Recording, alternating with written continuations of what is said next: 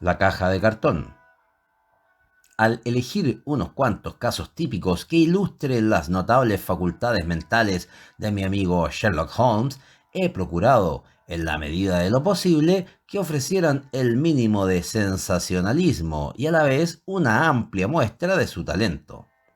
Sin embargo, es imposible, lamentablemente, separar por completo lo sensacional de lo criminal, y el cronista se ve en el dilema de tener que sacrificar detalles que resultan esenciales en su exposición, dando de ese modo una impresión falsa del problema, o verse obligado a utilizar materiales que la casualidad y no su elección le ha proporcionado.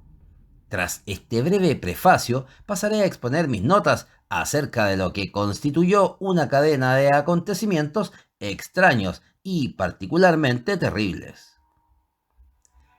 Era un día de agosto y hacía un calor abrasador. Baker Street parecía un horno y el relumbre de la luz del sol al incidir sobre los ladrillos amarillos de la casa del otro lado de la calle lastimaba la vista. Costaba trabajo creer que aquellos fuesen los mismos muros que se erguían tan lóbregos por entre las nieblas del invierno. Habíamos bajado a medias las persianas y Holmes se había acurrucado encima del sofá leyendo una y otra vez una carta que había recibido en el correo de la mañana. En cuanto a mí, los años de servicio en la India me habían habituado a soportar el calor mejor que el frío, y que el termómetro pasara de 30 grados no me suponía dificultad alguna. El periódico de la mañana no ofrecía ninguna noticia interesante. El Parlamento había interrumpido sus sesiones, se habían ido todos de la ciudad y yo añoraba los claros del New Forest o los guijarros de Southey. Mi reducida cuenta bancaria me había obligado a posponer las vacaciones y en cuanto a mi acompañante, ni el campo ni el mar le atraían lo más mínimo.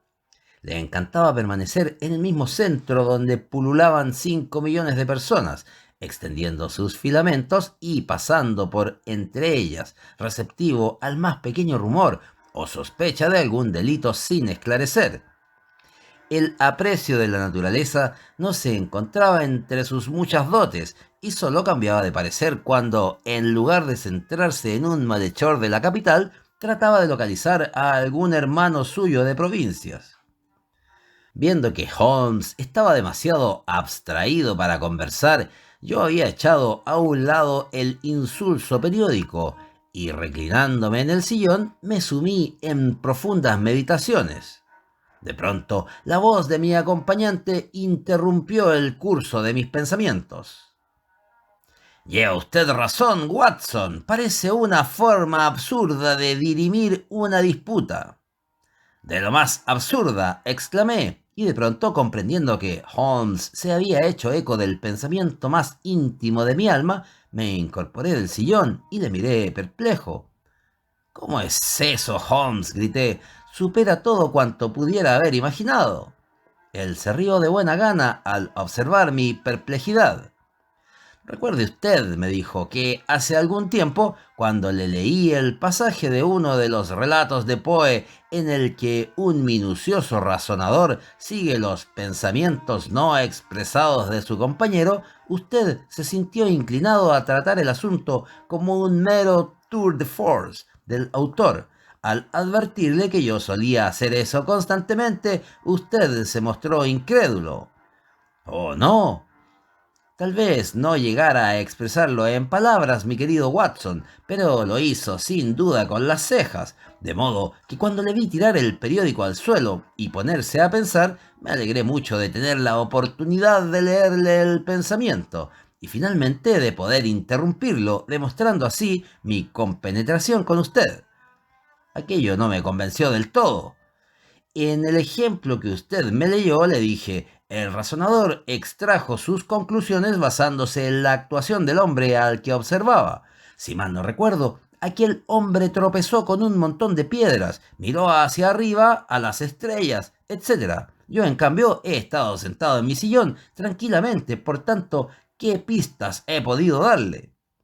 Es usted injusto consigo mismo. Las facciones le han sido dadas al hombre para poder expresar sus emociones, y las suyas cumplen ese cometido fielmente. Ah, ¿quiere usted decir que leyó en mis facciones el curso de mis pensamientos? En sus facciones y sobre todo en sus ojos. ¿Es posible que no pueda usted recordar cómo comenzaron sus ensueños? No puedo. Entonces se lo diré yo. Después de tirar al suelo el periódico, acto que atrajo mi atención hacia usted, estuvo sentado durante medio minuto con expresión ausente. Luego sus ojos se clavaron en el retrato recientemente enmarcado del general Gordon y por la alteración de su rostro comprendí que había vuelto a sumirse en sus pensamientos.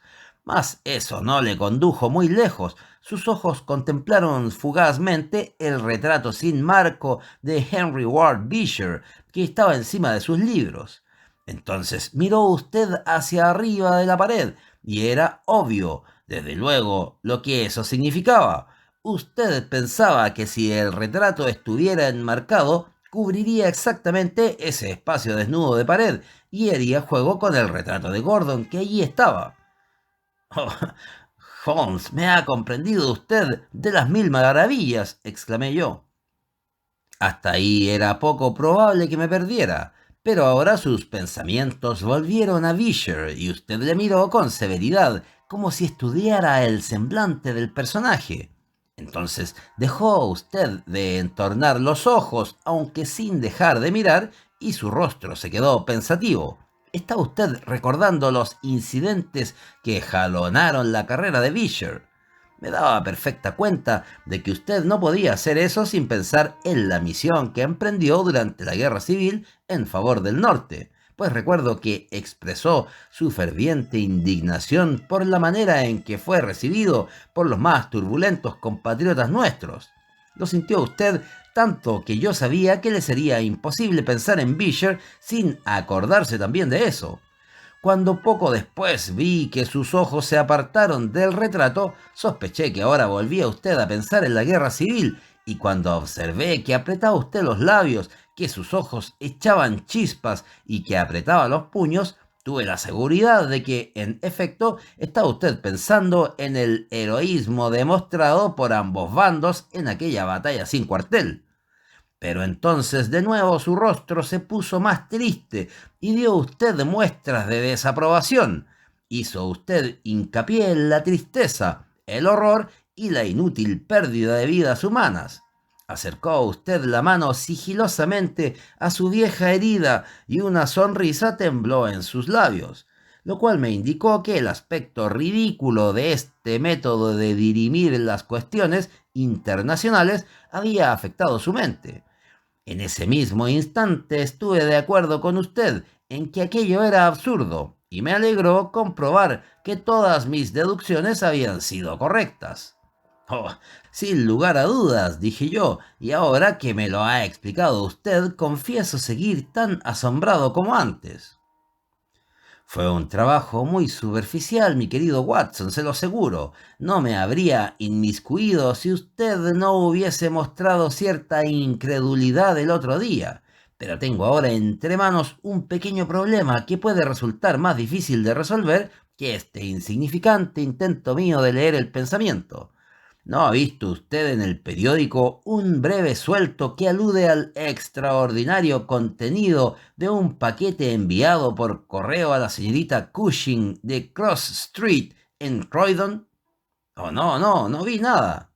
Ah, entonces se le debe haber pasado por alto. Tíremelo, aquí está, debajo de la columna financiera. ¿Tendría la amabilidad de leerlo en voz alta? Recogí el periódico que me había vuelto a lanzar y leí el suelto indicado. Se titulaba Un paquete macabro.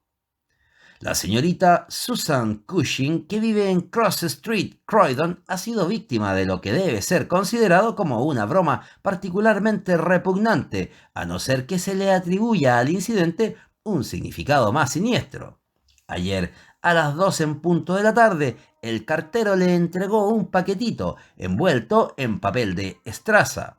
Dentro había una caja de cartón llena de sal gruesa. Al vaciarla, la señorita Cushing encontró, horrorizada, 2 orejas humanas, recién cortadas aparentemente. La caja había sido enviada desde Belfast la mañana anterior a través del servicio de paquetes postales.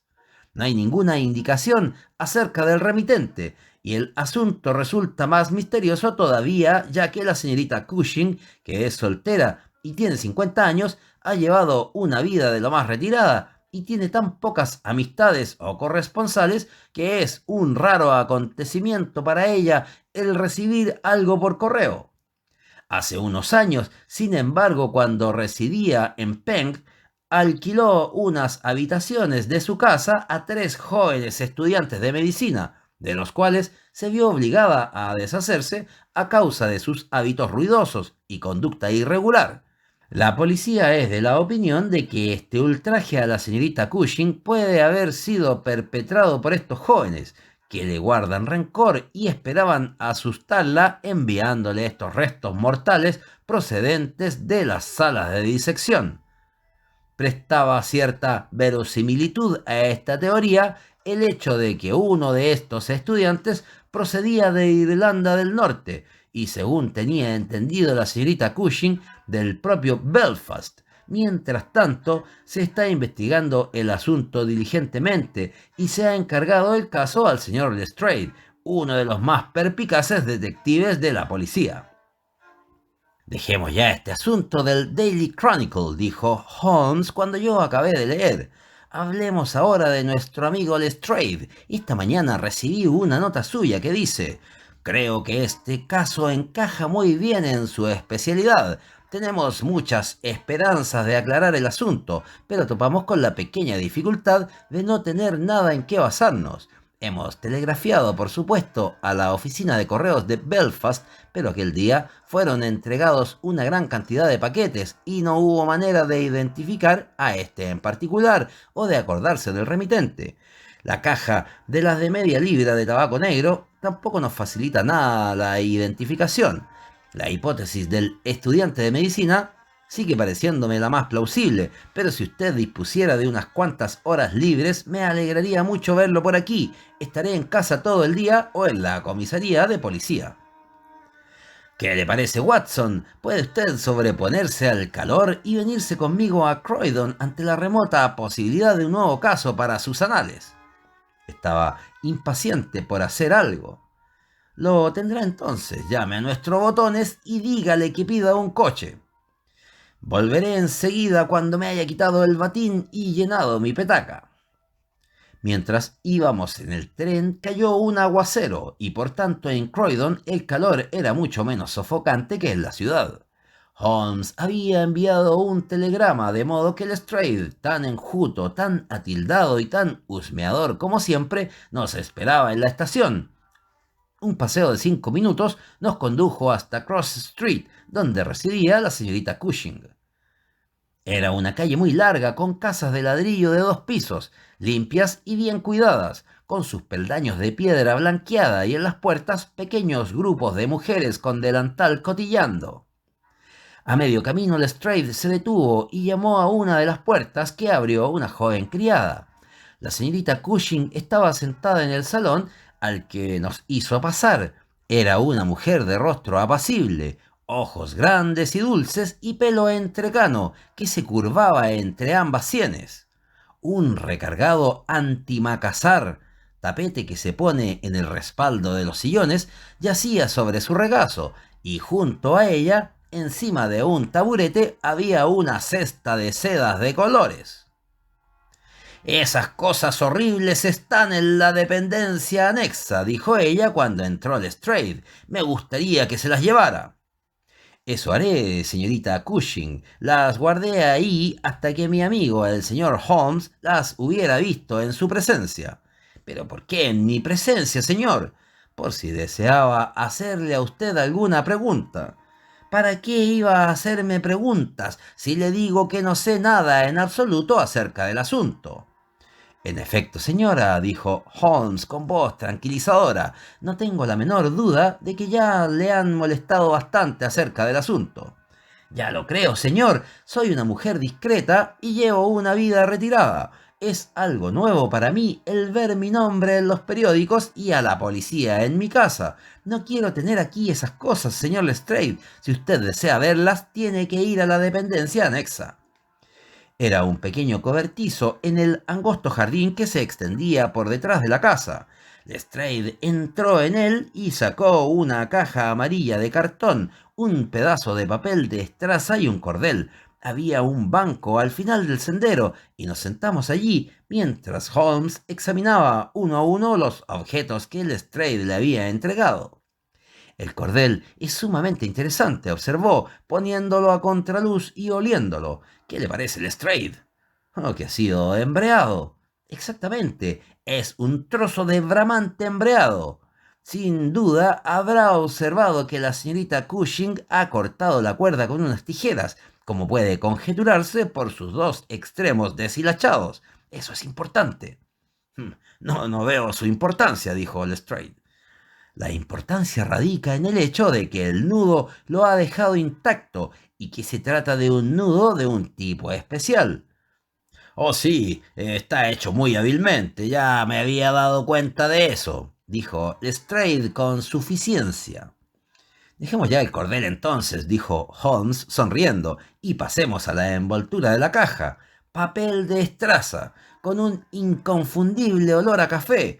¿Cómo no lo notó usted? Creo que no puede haber la menor duda al respecto. La dirección está escrita con letra bastante descuidada. Señorita Cushing, Cross Street, Croydon. Está hecha con una pluma de punta gruesa, probablemente una J, y con tinta de muy escasa calidad. La palabra Croydon fue escrita al principio con I, que luego se transformó en Y. El paquete fue enviado, pues, por un hombre y la tipografía es claramente masculina. De escasa educación y que no conoce la ciudad de Croydon. Hasta aquí todo bien. La caja es amarilla, las de media libra de tabaco negro, sin nada característico, salvo las huellas de 2 pulgares en la esquina izquierda del fondo. Está llena de ese tipo de sal gruesa que se utiliza para preservar el cuero y para otros usos comerciales más ordinarios. Y en ella están incrustados estos objetos tan singulares. Mientras hablaba sacó las 2 orejas y poniendo una tabla sobre sus rodillas las examinó minuciosamente, mientras Lestrade y yo, inclinados hacia adelante, uno a cada lado de él, mirábamos alternativamente a esos espantosos restos y al rostro pensativo y anhelante de nuestro compañero. Por fin las devolvió otra vez a la caja y se sentó un rato, absorto en profunda meditación. Habrá observado usted naturalmente, dijo por fin, que las orejas no forman pareja. Sí, me he dado cuenta de eso, pero si fuera una broma hecha por algunos estudiantes con acceso a las salas de disección, igual de fácil les habría sido enviar un par de orejas de una misma persona que 2 orejas desparejadas. Exactamente, pero no se trata de una broma. ¿Y está usted seguro de eso? La presunción en contra es muy sólida. En las salas de disección se inyecta a los cadáveres un fluido conservante. Estas orejas no muestran ni rastro de ese fluido. Son recientes además. Han sido cortadas con un instrumento embotado, lo que difícilmente habría ocurrido si lo hubiera hecho un estudiante. Además, a cualquier mentalidad médica se le habría ocurrido utilizar ácido fénico o alcohol rectificado como conservante y de ninguna manera sal gruesa. Repito que este caso no se trata de una broma, sino que estamos investigando un grave crimen. Un impreciso escalofrío me corrió por el cuerpo al escuchar las palabras de mi compañero y comprobar la sombría circunspección que había endurecido su semblante. Este brutal preliminar parecía anunciar la proximidad de algún extraño e inexplicable horror. Lestrade, sin embargo, dio muestras de desaprobación, como si no estuviera convencido del todo. Sin duda se pueden poner reparos a la hipótesis de la broma, dijo, pero existen razones todavía más fuertes en contra de la otra teoría.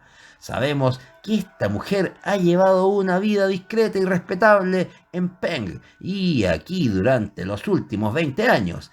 Apenas ha estado ausente de su casa un solo día en todo este tiempo. ¿Por qué demonios, por tanto, iba a enviarle ningún criminal las pruebas de su delito? Sobre todo si, como parece, a menos que sea una consumada actriz, sabe tan poco como nosotros del asunto. Ese es el problema que tenemos que resolver, respondió Holmes, y por lo que a mí se refiere, me pondré manos a la obra, con la presunción de que mi razonamiento es correcto y que se ha cometido un doble asesinato. Una de estas orejas es de mujer, pequeña, delicadamente modelada y perforada para llevar un pendiente.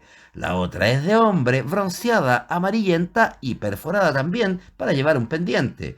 Supongo que estas dos personas han muerto, pues en caso contrario, ya hace tiempo que nos habríamos enterado de lo que les sucedió. Hoy es viernes, el paquete fue echado al correo el jueves por la mañana. La tragedia ocurrió, por lo tanto, el martes o el miércoles, o incluso antes. Si las dos personas fueron asesinadas, ¿quién sino su asesino pudo enviar esa muestra de su delito a la señorita Cushing? Podemos suponer que el remitente del paquete es el hombre que buscamos, pero debió de tener algún motivo poderoso para enviar este paquete a la señorita Cushing. ¿Cuál fue, pues, ese motivo? Debe de haber sido para comunicarle que se había cometido dicho delito, o tal vez para hacerla sufrir. Mas en ese caso ella debería saber de quién se trataba. ¿Lo sabía realmente? Lo dudo. Si lo hubiera sabido, ¿por qué iba a llamar a la policía? Podría haber enterrado las orejas y nadie se hubiera enterado. Eso es lo que habría hecho si hubiese querido proteger al criminal. Pero si no quería protegerlo, habría comunicado su nombre. He aquí un enredo que es preciso resolver. Se había expresado en voz alta con suma rapidez, mirando al vacío por encima de la valla del jardín, pero inmediatamente se puso en pie de un enérgico salto y echó a andar en dirección a la casa. Tengo que hacerle unas preguntas a la señorita Cushing, dijo. En tal caso, si me lo permite, yo me marcho, dijo Lestrade, pues tengo entre manos otro asuntillo. Creo que no hay nada más que la señorita Cushing pueda contarme. Me encontrarán en la comisaría de la policía. Pasaremos a verle de camino a la estación, respondió Holmes. Poco después, él y yo regresamos al salón, donde la impasible dama seguía trabajando tranquilamente en su antimacazar. Al entrar nosotros lo puso encima de su regazo y nos miró con sus ojos azules, de mirada franca y penetrante. Estoy convencida, señor, dijo, de que en todo este asunto hay algún error, que el paquete no iba dirigido a mí. Se lo he dicho varias veces a este caballero de Scotland Yard, pero él se ríe de mí. No tengo ningún enemigo en el mundo que yo sepa, de modo que, ¿por qué iba a gastarme nadie semejante broma? Empiezo a ser de la misma opinión, señorita Cushing, dijo Holmes, tomando asiento a su lado. Creo que es más probable. En ese minuto hizo una pausa y al mirar a mi alrededor me sorprendió ver que tenía los ojos clavados con singular atención en el perfil de la dama. Por un instante pudo leerse en su rostro anhelante sorpresa y satisfacción al mismo tiempo, aunque cuando ella miró en torno para averiguar el motivo de su silencio, Holmes estaba de nuevo tan serio como siempre. Yo miré fijamente sus lisos cabellos entrecanos, su elegante tocado, sus pequeños pendientes de oro, sus plácidas facciones, pero no pude ver nada que justificara la evidente agitación de mi compañero. Quedan una o dos preguntas. ¡Ay, estoy harta de preguntas! Gritó la señorita Cushing con impaciencia. Usted tiene dos hermanas, según creo. Pero ¿cómo puede saber eso? Nada más entrar en la habitación, observé que tiene encima de la repisa de la chimenea una fotografía de un grupo de tres damas, una de las cuales es usted misma, indudablemente, mientras que las otras dos se le parecen tanto que no es posible dudar del parentesco. Sí, lleva usted razón en ello. Estas son mis hermanas Sara y Mary. Y aquí, al alcance de la mano, hay otro retrato tomado en Liverpool de su hermana pequeña, en compañía de un hombre que parece un camarero de barco, a juzgar por su uniforme. Observo que entonces todavía no se había casado. Es usted un observador muy rápido. Ese es mi oficio. Bueno, una vez más lleva usted razón, pero se casó con el señor Browner unos días después. Cuando fue tomada la fotografía, él trabajaba en la compañía South America, pero quería tanto a mi hermana que no pudo soportar el tener que abandonarla por tanto tiempo y se enroló en la línea que cubría Londres y Liverpool. Tal vez en el Conquecor. No, en el Mayday, según mis últimas noticias. Jim vino a verme una vez. Eso fue antes de romper las relaciones, pero después, siempre que desembarcaba, se daba a la bebida y bastaba que bebiese un poco para volverse loco de atar.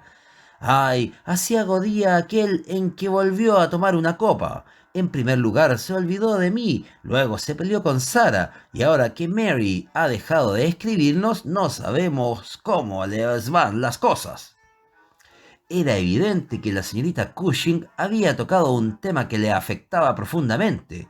Como la mayoría de la gente que llevaba una vida solitaria, al principio se mostraba tímida, pero con el tiempo llegaba a ser extremadamente comunicativa.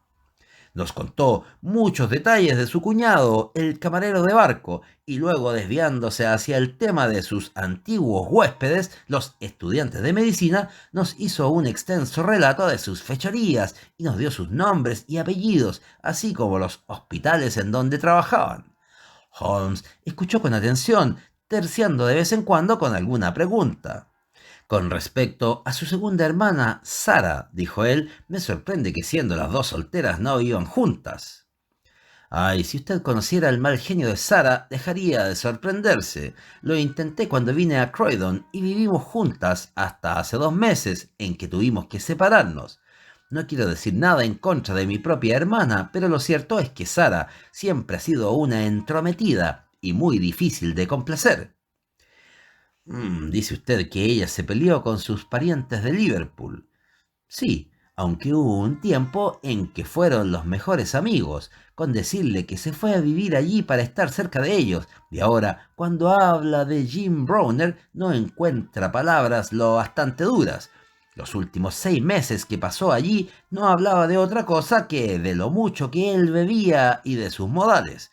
Tengo la impresión de que debió de sorprender alguna intromisión suya y le dijo 4 verdades. Así fue como empezó la cosa. Gracias, señorita Cushing, dijo Holmes, levantándose y haciendo una reverencia. Creo que me dijo usted que su hermana Sara vive en New Street, Wallington, ¿no es cierto? Adiós, y siento mucho que le hayan molestado por un caso con el que, como usted dice, no tiene absolutamente nada que ver. Cuando salíamos pasó un coche y Holmes lo llamó. ¿A qué distancia está Wallington? Más o menos a 1 milla, señor. Muy bien, suba Watson, a hierro caliente, batir de repente. Aunque el caso es sencillo, hay 1 o 2 detalles muy instructivos relacionados con él. Cochero, deténgase cuando pase por delante de una oficina de telégrafos. Holmes envió un telegrama breve y durante el resto del trayecto se recostó en el asiento, con el sombrero inclinado sobre la nariz para impedir que el sol le diera en el rostro. Nuestro cochero se detuvo delante de una casa que no se diferenciaba apenas de la que acabábamos de abandonar. Mi compañero le ordenó que esperase y ya tenía el llamador en la mano cuando se abrió la puerta y un caballero joven y serio, vestido de negro y con un sombrero muy lustroso, apareció en el umbral. ¿Esta es la casa de la señorita Cushing?, preguntó Holmes. La señorita Sarah Cushing está gravemente enferma, dijo el joven. Desde ayer padece síntomas muy graves de meningitis. Como médico suyo, no puedo asumir de ninguna manera la responsabilidad de permitir que nadie le visite. Yo le recomendaría que volviera dentro de 10 días. Se puso los guantes, cerró la puerta y se fue calle abajo. Bueno, lo que no se puede, no se puede, dijo Holmes jovialmente. Es posible que no pudiera ni quisiera decirle mucho. Yo no quería que me dijera nada, solo deseaba verla. Sin embargo, creo tener todo lo que quiero. Cochero, llévenos a algún hotel decente donde podamos almorzar algo. Después nos dejaremos caer por la comisaría de policía para ver a nuestro amigo Lestrade.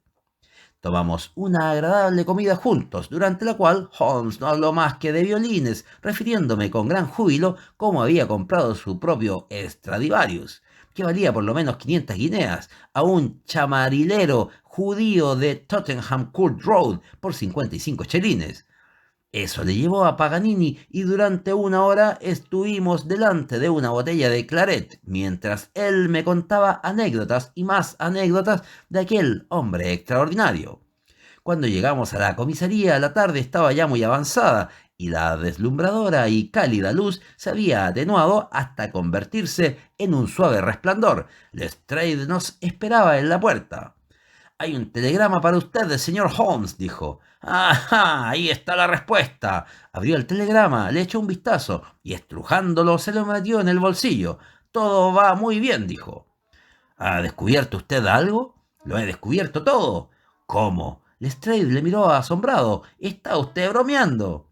«Jamás hablé más en serio en toda mi vida. Se ha cometido un crimen espantoso y creo haber puesto ya al descubierto todos sus pormenores».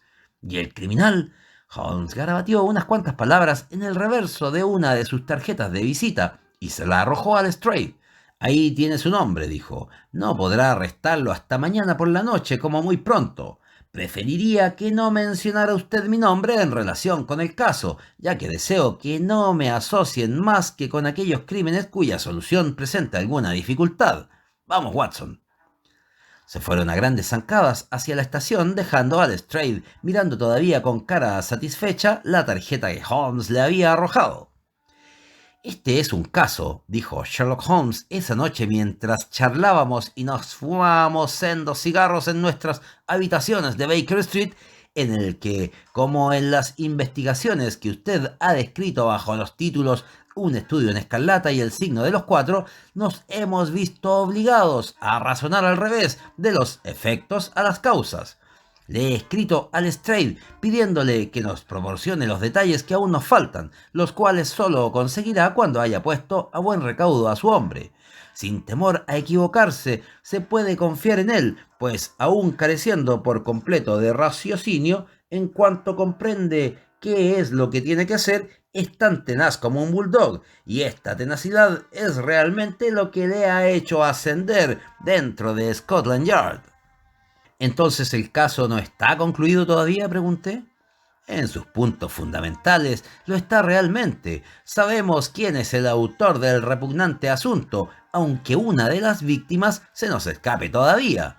Claro que usted también habrá sacado sus propias conclusiones». «Supongo que el hombre del que usted sospecha es Jim Browner, camarero de uno de los barcos de Liverpool». «Oh, es más que una sospecha, pues yo no aprecio nada salvo vagos indicios». «Para mí, por el contrario, no puede estar más claro. Repasemos los principales pasos dados hasta ahora. Abordamos el caso, como usted recordará, con la mente completamente en blanco, lo cual es siempre una ventaja. No habíamos concebido teoría alguna, nos habíamos limitado a observar y a sacar conclusiones a partir de nuestras observaciones. ¿Qué fue lo primero que vimos? Una respetable y apacible dama que parecía ajena a cualquier secreto, y un retrato que me reveló que ella tenía dos hermanas más jóvenes. Al instante se me ocurrió la idea de que la caja podía estar destinada a una de ellas.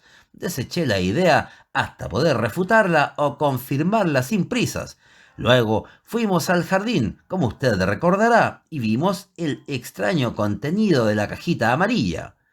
La cuerda era de esas que utilizan los veleros a bordo de los barcos, y enseguida todo el asunto me olió a cosa de mar.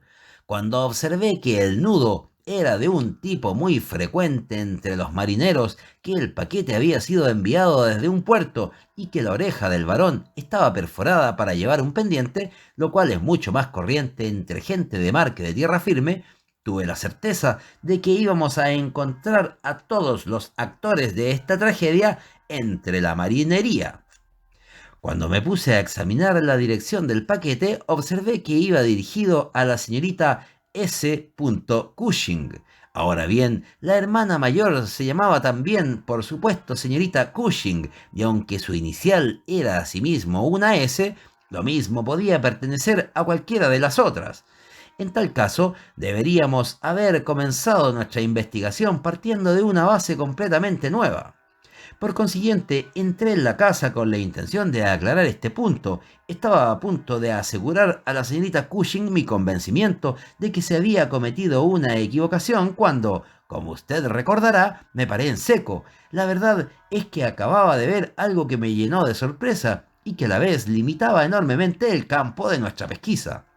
Watson, usted es consciente como médico de que no hay parte del cuerpo humano que varíe tanto de un individuo a otro como la oreja.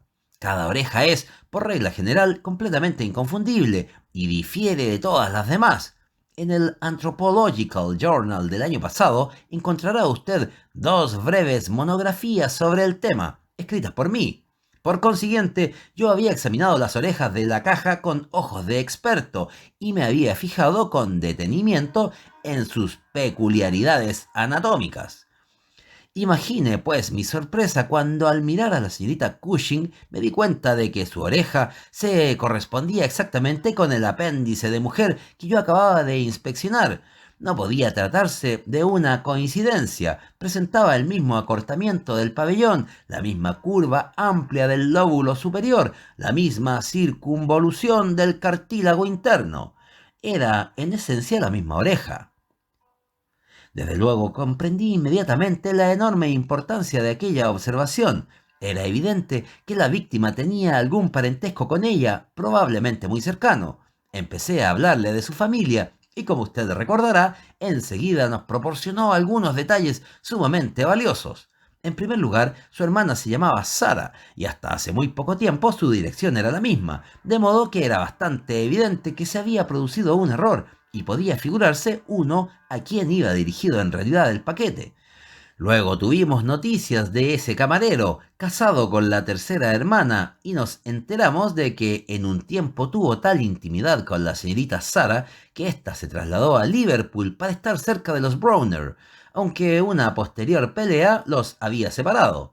Esta pelea había interrumpido cualquier clase de comunicación entre ellos durante varios meses, de modo que si Browner hubiera querido enviar un paquete a la señorita Sara, indudablemente lo habría hecho a su antigua dirección. El asunto comenzaba ahora a resolverse a las mil maravillas. Nos habíamos enterado de la existencia de ese camarero, un hombre impulsivo y apasionado. Recuerde que dejó un empleo aparentemente mucho mejor para estar cerca de su esposa, propenso también a ocasionales excesos con la bebida. Teníamos motivos para creer que su esposa había sido asesinada y que un hombre, presumiblemente marinero, había sido asesinado al mismo tiempo. Enseguida pensamos en los celos como móvil del crimen. Pero, ¿por qué enviaron a la señorita Sarah Cushing esas pruebas del delito? Probablemente porque durante su estancia en Liverpool ella había tenido algo que ver con que se produjeran los sucesos que desembocaron en tragedia. No sé si habrá notado que esa línea marítima hace escala en Belfast, Dublín y Waterford. De modo que, suponiendo que Browner habría cometido el delito y que se hubiese embarcado inmediatamente en su vapor, el Mayday Belfast sería el primer lugar desde el que podría enviar por correo el terrible paquete. A esas alturas era también posible una segunda solución, y aunque a mí me parecía sumamente improbable, decidí aclararla antes de seguir adelante. Un amante rechazado podía haber matado al señor y a la señora Browner, y la oreja de varón podría haber pertenecido al marido. Podían ponerse serios reparos a esta teoría, pero era concebible. Por tanto, envié un telegrama a mi amigo Algar de la policía de Liverpool y le pedí que averiguase si la señorita Browner estaba en casa y si el marido había partido en el Mayday. Luego seguimos hasta Wallington para visitar a la señorita Sara. Tenía curiosidad, en primer lugar, por comprobar hasta qué punto se había reproducido en ella el tipo de oreja de la familia. Además, podía proporcionarnos desde luego información de vital importancia, si bien no me sentía demasiado optimista al respecto. Debe de haberse enterado del suceso del día anterior, ya que en Croydon no se habla de otra cosa, y solo ella podía saber a quién iba destinado el paquete. Si hubiese estado dispuesta a ayudar a la justicia, probablemente se habría puesto ya en contacto con la policía. Sin embargo, era deber nuestro verla, evidentemente, de modo que fuimos a visitarla. Comprobamos que la noticia de la llegada del paquete, pues su enfermedad databa de esas fechas, le había producido tal impresión que le provocó meningitis. Estaba más claro que nunca que ella había comprendido toda su importancia, pero también era igual de claro que tendríamos que esperar algún tiempo para obtener de ella cualquier tipo de ayuda. Sin embargo, la verdad es que no dependíamos de su ayuda. Las respuestas a nuestras pesquisas nos esperaban en la comisaría de policía, a cuya dirección ordené a Algar que las enviara. Nada podía ser más concluyente. La casa de la señora Browner llevaba más de 3 días cerrada, y las vecinas opinaban que ella se había marchado al sur para visitar a sus parientes. Se había comprobado en las oficinas de la compañía naviera que Browner había zarpado en el Mayday, y yo calculo que debe llegar al Támesis mañana por la noche. Cuando llegue, saldrá a su encuentro el obtuso aunque resuelto Lestrade, y no tengo la menor duda de que nos pondremos al corriente de los detalles que nos faltan. Las expectativas de Sherlock Holmes no quedaron defraudadas.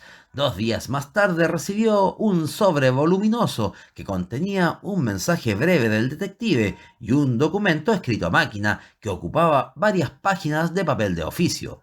Lestrade lo atrapó sin problemas. Tal vez le interese escuchar lo que dice. Mi querido señor Holmes, de conformidad con el plan que nos habíamos trazado para comprobar nuestras teorías, el nos me parece admirable, ¿verdad, Watson?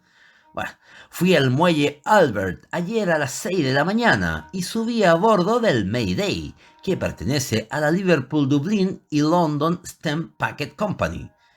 Al solicitar información, averigüé que había a bordo un camarero llamado James Browner, el cual se había comportado durante el viaje de manera tan insólita que el capitán se había visto obligado a relevarlo de sus obligaciones. Al bajar a su camarote, lo encontré sentado encima de un cofre con la cabeza hundida entre las manos, meciéndose de un lado para otro. Es un tipo grande y fuerte, bien afeitado y muy moreno, algo parecido a Aldrich, el que nos ayudó en el asunto de la falsa lavandería. Se levantó de un salto al enterarse del motivo de mi visita. Yo tenía ya el silbato en los labios para llamar a una pareja de la policía fluvial que había a la vuelta de la esquina, pero él no parecía tener ánimos y alargó las manos lo suficiente para que le pusiera las esposas. Lo llevamos a una celda y a su cofre también, pues creíamos que podría haber en su interior algo que le incriminara, pero no encontramos nada a excepción de un gran cuchillo afilado, como el que suelen llevar la mayoría de los marineros. Sin embargo, no nos hacen falta más pruebas, pues cuando lo llevamos a la comisaría, pidió al inspector hacer una declaración, la cual fue tomada, por supuesto, por nuestro taquígrafo, según él iba dictándola. Sacamos 3 copias mecanografiadas, una de las cuales le incluyo. El asunto, como yo pensaba, ha resultado ser sumamente sencillo, pero le estoy muy agradecido por ayudarme en mi investigación. Le saluda atentamente Lestrade. La investigación fue en efecto muy sencilla, observó Holmes, pero no creo que ese fuera su parecer cuando nos llamó en su ayuda. No obstante, veamos lo que Jim Browner tiene que decir a su favor. Esta es su declaración, tal como la hizo ante el inspector Montgomery en la comisaría de policía de Shoreditch, y tiene la ventaja de ser literal. ¿Que si tengo algo que decir? Claro que sí, tengo mucho que decir. Quiero confesarlo todo, pues ustedes pueden ahorcarme o dejarme en paz. Me importa un bledo lo que me hagan. Les aseguro que no he pegado ojo desde que hice aquello y no creo que vuelva nunca más a hacerlo hasta superar esta vigilia.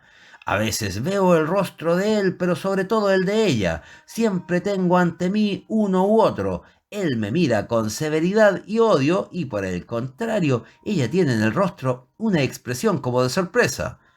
¡Ay, pobre criatura! No es raro que se sorprendiera al leer su sentencia de muerte en un rostro en el que antes casi nunca había visto otra cosa que amor hacia ella. Pero la culpa fue de Sara, y ojalá la maldición de un hombre destrozado arruine su vida y haga que se le pudra la sangre en las venas. No es que quiera justificarme, sé que volví a entregarme a la bebida, pues soy un bestia, pero ella me habría perdonado, se habría mantenido unida a mí tan íntimamente como el cabo al motón, si esa mujer no hubiera puesto los pies en nuestra casa. Pues Sarah Cushing me amaba. Ese es el origen de todo el asunto. Me amó hasta que todo ese amor se transformó en un odio pernicioso cuando se enteró de que yo daba más importancia a la huella de mi esposa en el barro que a su propio cuerpo y alma. En total eran 3 hermanas. La mayor era una buena mujer, francamente, la segunda un demonio y la tercera un ángel. Sara tenía 33 años y Mary 29 cuando me casé con ella. Cuando nos fuimos a vivir juntos éramos felices a todas horas del día y en todo Liverpool no había mejor mujer que mi Mary. Por consiguiente, invitamos a Sara a pasar una semana con nosotros y la semana se convirtió en un mes y una cosa llevó a la otra hasta que ella fue una más entre nosotros. En aquella época yo llevaba la cinta azul de la Liga de los Abstemios, ahorrábamos algo de dinero y todo resplandecía como $1 nuevo. Por Dios santo, ¿quién demonios habría pensado que todo esto iba a terminar así? ¿Quién demonios lo hubiera imaginado?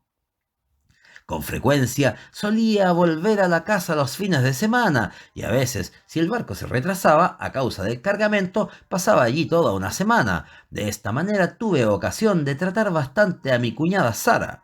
Era una mujer admirable, alta, morena, aguda y violenta, altanera y con un brillo en los ojos como chispa de pedernal. Pero en presencia de la pequeña Mary nunca pensaba en Sara, y eso lo juro, al igual que espero que Dios se apiade de mí. A veces me parecía que ella deseaba quedarse a solas conmigo o engatusarme para que diera un paseo con ella, aunque yo nunca pensara realmente en eso. Pero una noche se me abrieron los ojos. Había vuelto del barco y me encontré con que mi esposa había salido y en casa solo estaba Sarah. ¿Dónde está Mary?, le pregunté. Ha ido a pagar unas cuentas. Yo iba y venía por la habitación impaciente. Jim, ¿es que no puedes ser feliz sin Mary, ni siquiera 5 minutos?, me dijo ella. No es ningún halago para mí que no te contentes con mi compañía por tan poco tiempo. Llevas razón, muchacha, le dije yo, tendiéndole la mano de manera afectuosa. Inmediatamente ella la cogió entre las suyas, que ardían como si tuviese fiebre. La miré a los ojos y lo leí todo en ellos. No le hacía falta hablar, ni a mí tampoco. Fruncí el ceño y retiré la mano. Durante un rato ella permaneció junto a mí en silencio. Luego levantó la mano y me dio unas palmaditas en el hombro. Cálmate, Jim, me dijo, y salió corriendo de la habitación con una especie de risa burlona. Pues bien, desde entonces Sara me odió con todo su corazón y toda su alma, y es mujer que sabe odiar. Fui un tonto, un redomado tonto, permitiendo que se quedara con nosotros, pero no le dije a Mary ni una palabra, pues sabía que eso la apenaría. Las cosas siguieron igual, pero al cabo de un tiempo empecé a notar un ligero cambio en la propia Mary. Siempre había sido muy confiada e inocente, pero ahora se volvió rara y suspicaz, queriendo saber dónde había estado yo y qué había hecho, a quién escribía, qué llevaba en los bolsillos y otras 1000 insensateces por el estilo. Día a día se volvía más rara y más irritable y tuvimos incesantes riñas por nada. Todo aquello me tenía bastante desconcertado. Sara me evitaba, aunque ella y Mary eran inseparables. Ahora me doy cuenta de que estaba intrigando, tramando y envenenando la mente de mi esposa en contra de mí, pero yo estaba tan ciego entonces que no podía entenderlo. Entonces rompí mi cinta azul y empecé a beber de nuevo, pero creo que no habría actuado así si Mary hubiese sido la misma de siempre. Ahora tenía algún motivo para estar disgustada conmigo y la brecha entre nosotros empezó a ensancharse cada vez más. Fue entonces cuando se inmiscuyó ese tal Alec Fairburn y las cosas se volvieron mucho más aciagas. La primera vez que vino a casa fue para ver a Sara, pero enseguida extendió sus visitas también a mí, pues era un hombre encantador que hacía amigos donde quiera que fuese. Era un tipo apuesto, fanfarrón, ingenioso y tortuoso, que había recorrido medio mundo y sabía hablar de lo que había visto. Era un buen acompañante, no lo negaré, y para ser marinero tenía unos modales increíblemente corteses, de modo que creo que hubo un tiempo en que debió de frecuentar más la toldilla que el castillo de proa. Durante un mes estuvo entrando y saliendo de mi casa y jamás se me ocurrió que sus suaves y astutos modales pudieran hacerme algún daño, así que por fin algo me hizo sospechar y desde ese día ya no he vuelto a tener paz. Fue además un detalle insignificante. Había entrado yo inesperadamente en el salón y al traspasar el umbral vi que el rostro de mi esposa se iluminaba de alegría, pero cuando ella vio quién era realmente el recién llegado, su alegría se desvaneció de nuevo y se alejó decepcionada. Aquello me bastó. Solo habría otra persona con la que podía haber confundido mis pasos, Alec Fireburn. Si lo hubiese visto entonces, lo habría matado, pues siempre me vuelvo como loco cuando monto en cólera. Mary vio en mis ojos un brillo demoníaco y vino corriendo hacia mí, sujetándome el brazo con sus manos. No lo hagas, Jim, no, me dijo. ¿Dónde está Sara?, le pregunté yo. En la cocina, me respondió ella. Sara, le dije al entrar, no quiero que ese individuo Fairburn vuelva a poner nunca más los pies en mi casa. ¿Pero por qué no?, preguntó ella. Porque yo lo ordeno. Caramba, dijo ella, si mis amigos no son lo bastante buenos para esta casa, entonces yo tampoco lo soy. Puedes hacer lo que te plazca, le dije yo, pero si Fairburn vuelve a dejarse ver por aquí, te mandaré una de sus orejas como recuerdo. La expresión de mi rostro la asustó, creo, pero no contestó nada, y esa misma noche se marchó de mi casa. Bueno, ahora no sé si aquello fue pura maldad por parte de esa mujer o si ella creía poder enemistarme con mi esposa, incitándola a portarse mal. En cualquier caso, Sara alquiló una casa a 2 calles de distancia de la nuestra y se dedicó a arrendar habitaciones para marineros.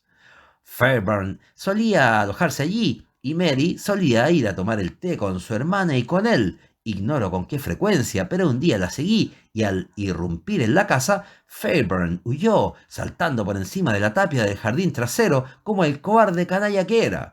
Le juré a mi esposa que la mataría si la encontraba de nuevo en compañía de aquel hombre, y me la volví a llevar a casa, sollozando y temblando, y tan blanca como una hoja de papel. Nunca más hubo entre nosotros el menor vestigio de amor. Me di cuenta de que ella me odiaba y me temía, y cuando ese pensamiento me empujaba a beber, también me despreciaba.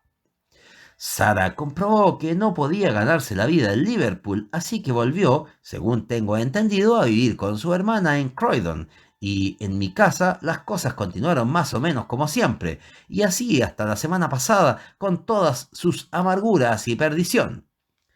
Todo ocurrió de la manera siguiente. Habíamos embarcado en el Mayday para un viaje de ida y vuelta de 7 días de duración, pero un tonel se soltó y con ello aflojó una de las planchas del barco, de modo que tuvimos que volver a puerto por espacio de 12 horas. Abandoné el barco y fui a casa, pensando en darle una sorpresa a mi esposa y con la esperanza de que tal vez le alegrase verme tan pronto. Pensaba en eso cuando me metí en mi propia calle y en aquel momento pasó por delante de mí un coche en el que iba ella sentada al lado de Fairburn, ambos charlando y riendo sin pensar en mí que los observaba desde la acera.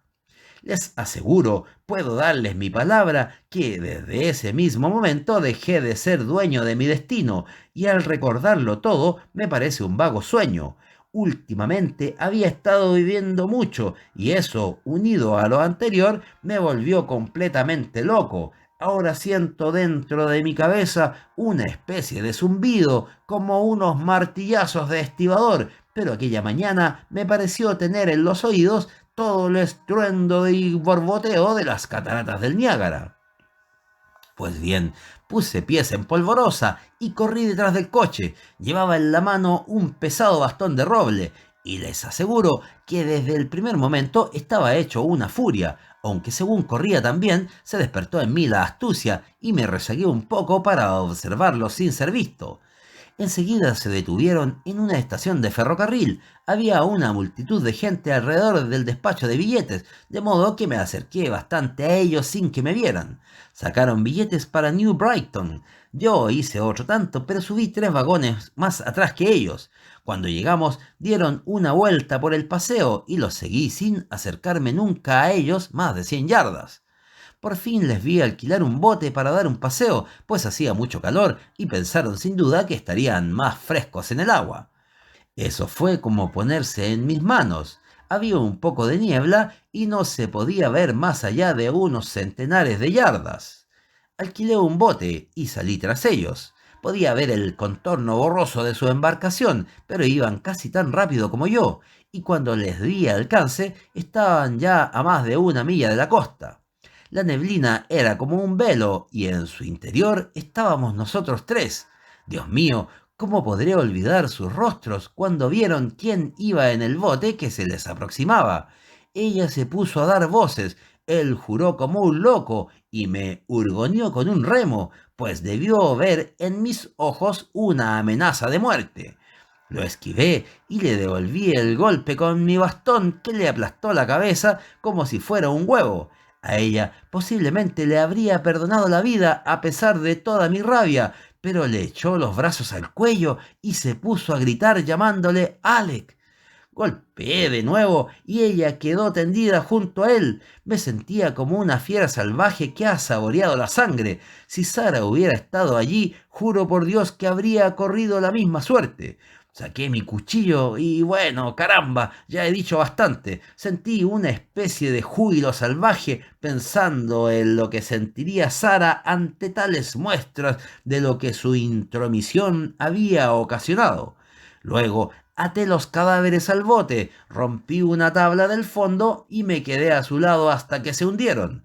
Sabía muy bien que el propietario del bote pensaría que se habrían desorientado a causa de la niebla y habrían sido arrastrados mar adentro.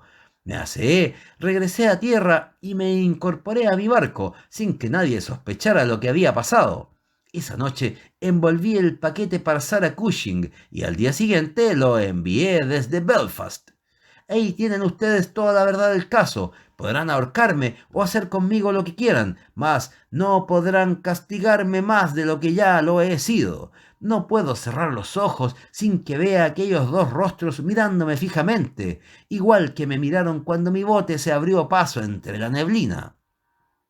Yo los maté rápidamente, pero ellos me están matando poco a poco, y si el suplicio se prolonga una sola noche más, amaneceré loco o muerto. No me pondrá solo en una celda, ¿verdad, señor? Por amor de Dios, no lo haga, y ojalá el día en que usted agonice reciba el mismo trato que ahora me dé a mí.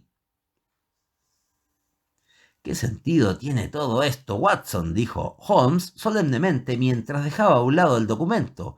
¿Qué propósito persigue este círculo de aflicción, violencia y miedo? Sin duda, ha de tender hacia algún fin, pues si no, nuestro universo está regido por el azar, lo cual es inconcebible. Pero ¿qué fin? Ahí tiene usted el eterno problema sobre el cual la razón humana está tan lejos de poder responder como siempre.